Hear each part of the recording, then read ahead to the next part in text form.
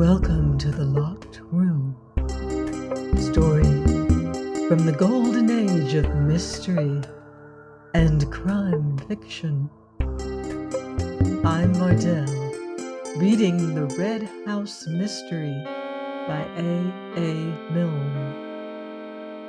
Chapter 21, Kaylee's Apology. My dear Mr. Gillingham, I gather from your letter that you have made certain discoveries which you may feel it your duty to communicate to the police, and that in this case my arrest on a charge of murder would inevitably follow.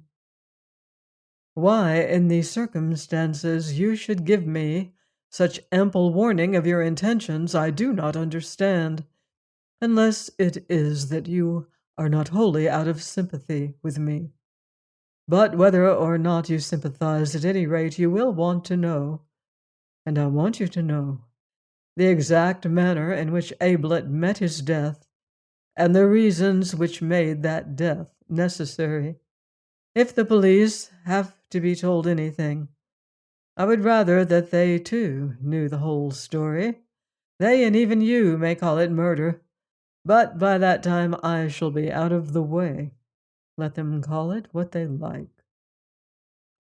I must begin by taking you back to a summer day 15 years ago, when I was a boy of 13 and Mark a young man of 25. His whole life was make-believe, and just now he was pretending to be a philanthropist. He sat in our little drawing room, flicking his gloves against the back of his left hand, and my mother, good soul, thought what a noble young gentleman he was, and Philip and I, hastily washed and crammed into collars, stood in front of him, nudging each other and kicking the backs of our heels, and cursing him in our hearts for having interrupted our game. He had decided to adopt one of us, kind cousin Mark. Heaven knows why he chose me. Philip was 11. 2 years longer to wait. Perhaps that was why. Well, Mark educated me. I went to a public school and to Cambridge, and I became his secretary. Well, much more than his secretary, as your friend Beverly perhaps has told you. His land agent, his financial advisor, his courier, but most of all, his audience. Mark could never live alone. There must always be somebody to listen to him. And I think in his heart he hoped I should be his Boswell. He told me one day that he had made me his literary executor.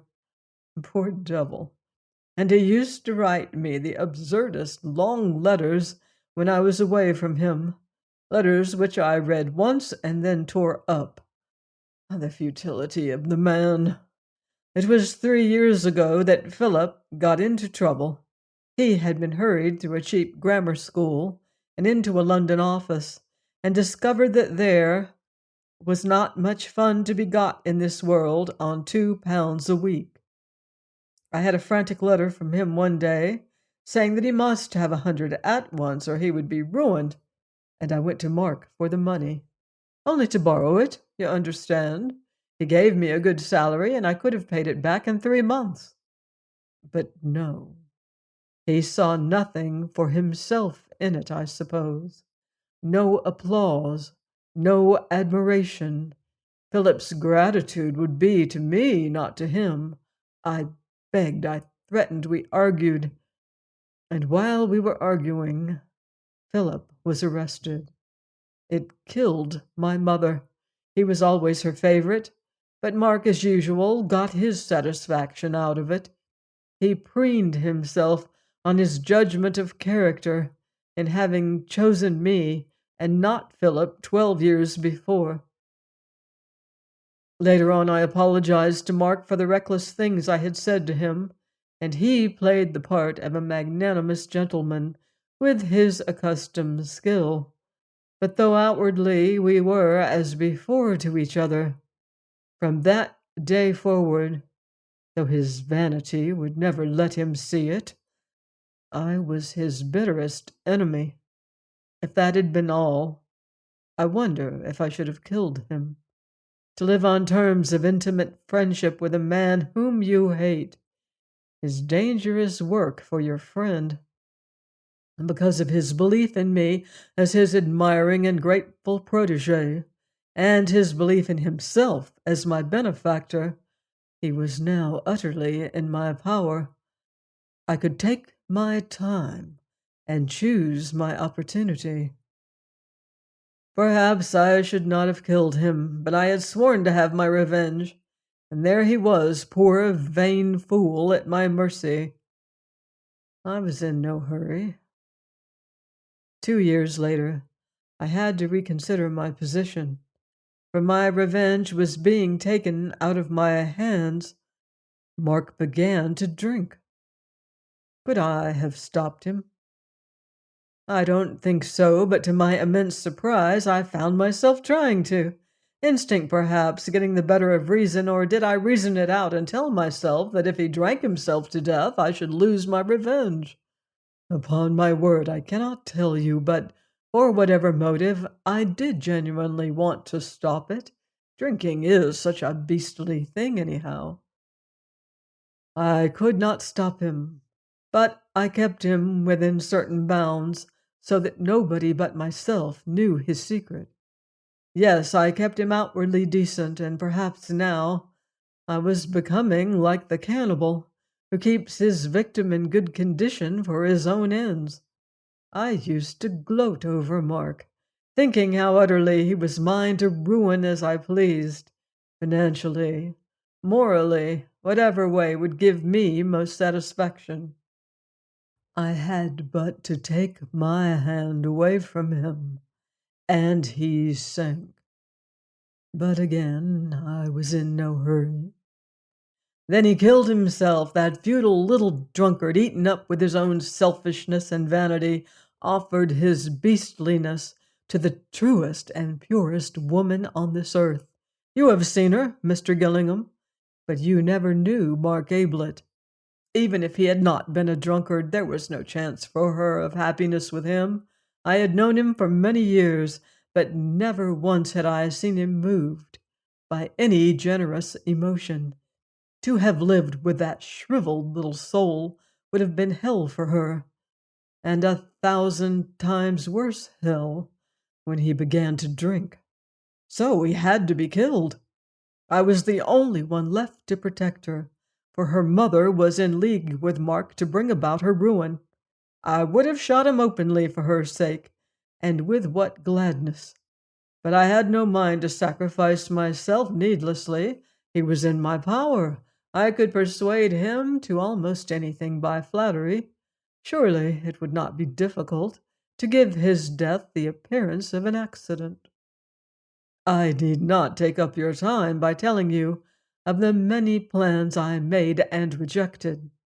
For some days I inclined towards an unfortunate boating accident in the pond. Mark, a very indifferent swimmer, myself almost exhausted in a gallant attempt to hold him up. And then he himself gave me the idea. He and Miss Norris between them, and so put himself in my hands without risk of discovery, I should have said, had you not discovered me. We were talking about ghosts.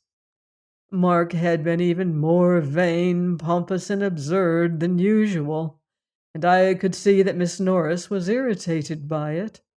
After dinner, she suggested dressing up as a ghost and frightening him. I thought it my duty to warn her that Mark took any joke against himself badly, but she was determined to do it.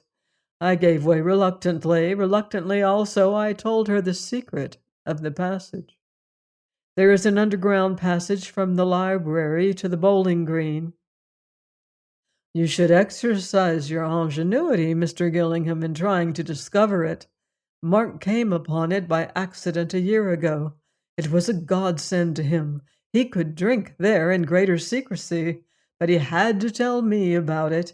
He wanted an audience even for his vices. I told Miss Norris then, because it was necessary for my plan, that Mark should be thoroughly frightened. Without the passage, she could never have got close enough to the bowling green to alarm him properly. But as I arranged it with her, she made the most effective appearance, and Mark was in just the state of rage and vindictiveness which I required. Miss Norris, you understand, is a professional actress.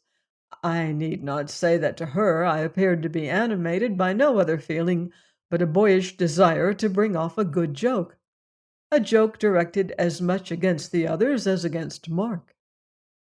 He came to me that night as I expected, still quivering with indignation.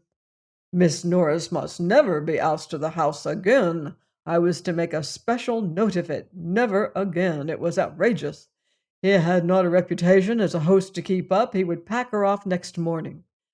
As it was, she could stay. Hospitality demanded it, but never again would she come to the Red House. He was absolutely determined about that. I was to make a special note of it. I comforted him. I smoothed down his ruffled feathers. She had behaved very badly, but he was quite right. He must try not to show how much he disapproved of her. And of course she would never come again, that was obvious. And then suddenly I began to laugh. He looked up at me indignantly. "Is there a joke?" he said coldly. I laughed gently again. "I was just thinking," I said, "that it would be rather amusing if you, well, had your revenge." "My revenge? How do you mean?" "Well, paid her back in her own coin." "Do you mean try and frighten her?" "No, no, but dressed up and pulled her leg a bit. Made her look a fool in front of the others." I laughed to myself again. "Serve her jolly well right." He jumped up excitedly. "By Jove, Kay," he cried, "if I could! How? You must think of a way." I don't know if Beverly has told you about Mark's acting. He was an amateur of all the arts and vain of his little talents, but as an actor he seemed to himself most wonderful. Certainly he had some ability for the stage, so long as he had the stage to himself and was playing to an admiring audience. As a professional actor in a small part, he would have been hopeless. As an amateur playing the leading part, he deserved all that the local papers had ever said about him, and so the idea of giving us a private performance directed against a professional actress who had made fun of him appealed equally to his vanity and his desire for retaliation. If he, Mark Gablet, by his wonderful acting, could make Ruth Norris look like a fool in front of the others, could take her in and then join in the laugh at her afterwards, he would indeed have had a worthy revenge. It strikes you as childish, Mr. Gillingham. Ah, you never knew Mark Gablet. "How, Kay, how?" he said eagerly. "Well, I haven't really thought it out," I protested. "It was just an idea." He began to think it out for himself. "I might pretend to be a manager, come down to see her, but I suppose she knows them all. What about an interviewer?" "It's going to be difficult," I said thoughtfully. "You've got rather a characteristic face, you know. And your beard." "I'd shave it off," he snapped. "My dear Mark." He looked away and mumbled, "Oh, I've been thinking of taking it off anyhow, and besides, if I'm going to do the thing, I'm going to do it properly." "Yes, you always were an artist," I said, looking at him admiringly. He purred. To be called an artist was what he longed for most. Now I knew that I had him. "All the same," I went on, "even without your beard and mustache, you might be recognizable. Unless, of course—" I broke off. "Unless what?" "You pretend to be Robert." I began to laugh to myself. "By Jove," I said, "that's not a bad idea.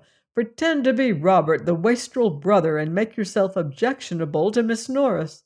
Borrow money from her, that sort of thing." He looked at me with his bright little eyes nodding eagerly. "Robert," he said. "Yes. How shall we work it?" There was really a Robert, Mr. Gillingham, as I have no doubt you and the inspector both discovered, and he was a wastrel, and he went to Australia. But he never came to the Red House on Tuesday afternoon. He couldn't have, because he died unlamented 3 years ago. But there was nobody who knew this, save Mark and myself, for Mark was the only one of the family left, his sister having died last year. Though I doubt anyhow if she knew whether Robert was alive or dead, he was not talked about. For the next 2 days, Mark and I worked out our plans. You understand by now that our aims were not identical. Mark's endeavor was that his deception should last for, say, a couple of hours, mine that it should go to the grave with him. He had only to deceive Miss Norris and the other guests. I had to deceive the world. When he was dressed up as Robert, I was going to kill him. Robert would then be dead. Mark, of course, missing. What could anybody think but that Mark had killed Robert? But you see how important it was for Mark to enter fully into his latest and last impersonation. Half measures would be fatal. You will say that it was impossible to do the thing thoroughly enough. I answer again that you never knew Mark. He was being what he most wished to be, an artist. No Othello ever blacked himself all over with such enthusiasm as did Mark. His beard was going anyhow. Possible a chance remark of Miss Norbury's helped here. She did not like beards. But it was important for me that the dead man's hands should not be the hands of a manicured gentleman. 5 minutes playing upon the vanity of the artist settled his hands. He let the nails grow, and then cut them raggedly. "Miss Norris would notice your hands at once," I had said. "Besides, an artist." So with his underclothes, it was hardly necessary to warn him that his pants might show above the edge of his socks. As an artist, he had already decided upon Robertian pants. I bought them and other things in London for him. Even if I had not cut out all trace of the maker's name, he would instinctively have done it. As an Australian and an artist, he could not have an East London address on his underclothes. Yes, we were doing the thing thoroughly, both of us. He as an artist, I as well, you may say murderer, if you like. I shall not mind now. Our plans were settled. I went to London on the Monday, wrote him a letter from Robert. The artistic touch again. I also bought a revolver. On the Tuesday morning, he announced the arrival of Robert at the breakfast table. Robert was now alive. We had 6 witnesses to prove it. 6 witnesses who knew that he was coming that afternoon. Our private plan was that Robert should present himself at 3 o'clock, in readiness for the return of the golfing party shortly afterwards. The maid would go to look for Mark, and having failed to find him, come back to the office to find me entertaining Robert in Mark's absence. I would explain that Mark must have gone out somewhere, and would myself introduce the wastrel brother to the tea table. Mark's absence would not excite any comment, for it would be generally felt, indeed Robert would suggest it, that he had been afraid of meeting his brother. Then Robert would make himself amusingly offensive to the guests, particularly, of course, Miss Norris, until he thought that the joke had gone far enough. That was our private plan. Perhaps I should say that it was Mark's private plan. My own was different. The announcement at breakfast went well. After the golfing party had gone off, we had the morning in which to complete our arrangements. What I was chiefly concerned about was to establish as completely as possible the identity of Robert. For this reason, I suggested to Mark that when dressed, he should go out by the secret passage to the bowling green and come back by the drive, taking care to enter into conversation with the lodge keeper. In this way, I would have two more witnesses of Robert's arrival. First, the lodge keeper, and secondly, one of the gardeners whom I would have working on the front lawn. Mark, of course, was willing enough. He could practice his Australian accent on the lodge keeper. It was really amusing to see how readily he fell into every suggestion which I made. Never was a killing more carefully planned by its victim. He changed into Robert's clothes in the office bedroom. This was the safest way for both of us. When he was ready, he called me in and I inspected him. It was extraordinary how well he looked the part. I suppose that the signs of his dissipation had already marked themselves on his face, but had been concealed hitherto by his mustache and beard. For now that he was clean-shaven, they lay open to the world from which we had so carefully hidden them. And he was indeed the wastrel which he was pretending to be. "By Jove, you're wonderful," I said. He smirked and called my attention to the various artistic touches which I might have missed. "Wonderful," I said to myself again. Nobody could possibly guess. I peered into the hall. It was empty. We hurried across to the library. He got into the passage and made off. I went back to the bedroom, collected all his discarded clothes, did them up in a bundle, and returned with them to the passage. Then I sat down in the hall and waited. You heard the evidence of Stevens, the maid, as soon as she was on her way to the temple in search of Mark. I stepped into the office, my hand was in my side pocket, and in my hand was the revolver.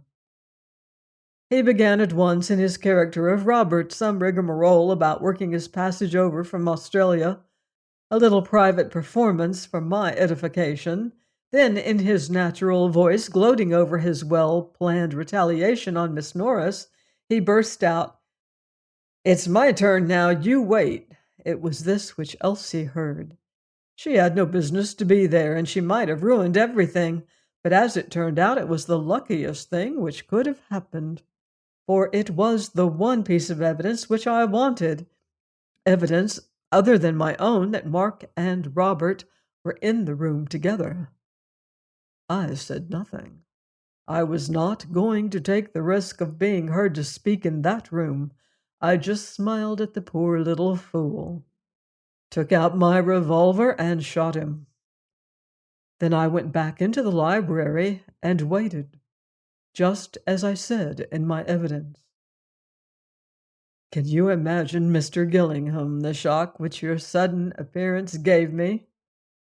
Can you imagine the feelings of a murderer who has, as he thinks, planned for every possibility, and is then confronted suddenly with an utterly new problem? What difference would your coming make? I didn't know. Perhaps none, perhaps all, and I had forgotten to open the window. I don't know whether you will think my plan for killing Mark a clever one, perhaps not. But if I do deserve any praise in the matter, I think I deserve it for the way I pulled myself together in the face of the unexpected catastrophe of your arrival. Yes, I got a window open, Mr. Gillingham, under your very nose, the right window, too, you were kind enough to say. And the keys, yes, that was clever of you, but I think I was cleverer. I deceived you over the keys, Mr. Gillingham, as I learnt when I took the liberty of listening to a conversation on the bowling green between you and your friend Beverly. Where was I? Ah, you must have a look for that secret passage, Mr. Gillingham. But what am I saying? Did I deceive you at all? You have found out the secret, that Robert was Mark, and that is all that matters. How have you found out? I shall never know now. Where did I go wrong? Perhaps you have been deceiving me all the time. Perhaps you knew about the keys, about the window, even about the secret passage. You are a clever man, Mr. Gillingham. I had Mark's clothes on my hands. I might have left them in the passage, but the secret of the passage was now out. Miss Norris knew it. That was the weak point of my plan, perhaps, that Miss Norris had to know it. So I hid them in the pond, the inspector having obligingly dragged it for me first. A couple of keys joined them, but I kept the revolver. Fortunate, wasn't it, Mr. Gillingham? I don't think that there is any more to tell you. This is a long letter, but then it is the last which I shall write. There was a time when I hoped that there might be a happy future for me, not at the Red House, not alone. Perhaps it was never more than an idle daydream, for I am no more worthy of her than Mark was. But I could have made her happy, Mr. Gillingham.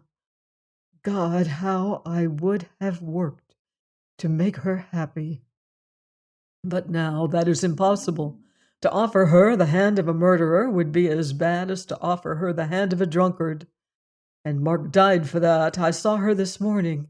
She was very sweet. It is a difficult world to understand. Well, well, we are all gone now, the Ablets and the Cayleys.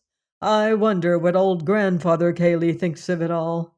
Perhaps it is as well that we have died out. Not that there was anything wrong with Sarah except her temper, and she had the Ablet nose. You can't do much with that. I'm glad she's left no children. Goodbye, Mr. Gillingham. I'm sorry that your stay with us was not of a pleasanter nature, but you understand the difficulties in which I was placed. Don't let Bill think too badly of me. He is a good fellow. Look after him. He will be surprised. The young are always surprised. And thank you for letting me end my own way. I expect you did sympathize a little, you know. We might have been friends in another world, you and I and she. Tell her what you like. Everything or nothing. You will know what is best. Goodbye, Mr. Gillingham. I'm lonely tonight without Mark. That's funny, isn't it? Matthew Cayley.